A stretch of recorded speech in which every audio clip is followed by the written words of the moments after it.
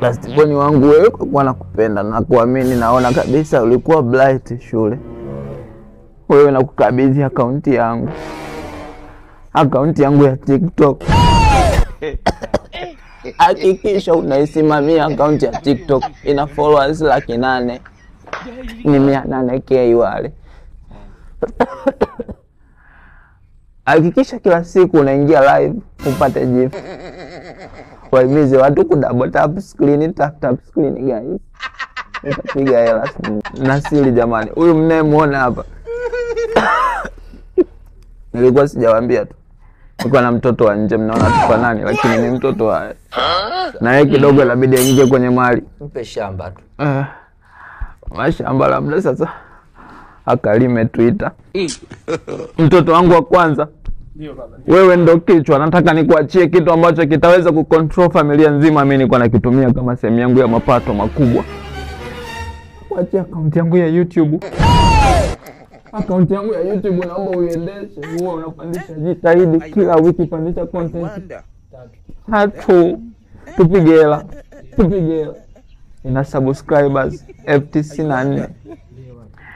Na namna ya kupata views na watching hour, unakuwa unawapanga watu tu, mnatengeneza script za uongo, mnaposti. Watanzania wanapenda vichwa vya habari. Iongoze akaunti ya YouTube, utapiga hela, watunze wadogo zako. Mimi sijajisikia. Nakuja kwako. Sawa. Nakupa. Hii naomba nisimame hii. Naomba nisimame. Hii naomba nisimame. Sawa, msimame. Hii naomba nisimame. Usije ukasahau magari, usije ukasahau. Na huyu namkabidhi akaunti yangu ya Instagram. Ndio. Baba. Umenipa akaunti ya Twitter. Wewe sikilizeni. Mzee sema. Akaunti ya Instagram ndio ina mabiashara huko tunapata advertisement. Kijana wangu namwamini sana. Mtoto wa kwanza unampaje huyu Instagram? Tulieni. Mtoto wa kwanza inabidi apate mali. Unampaje huyu? Hakikisha upokee matangazo ya waganga Instagram. Sipokei. Mimi kule nilikuwa nawatangaza sana Laptop Center Tanzania. Ndio nilikuwa nawatangaza. Baba unapendelea. Wanauza tu laptop pale. Unakufa kwa pressure. Wakikupa mkataba mwingine, hakikisha wanakulipa vizuri. Asante mzee. Maana wanauza laptop. Mzee nenda. Asante mzee, asante. Baba. Imeisha. Umemzima. Wewe imeisha. Instagram yangu nianze kuingia kabisa. Kuna demu nilikuwa sijamaliza kumtongoza hivi.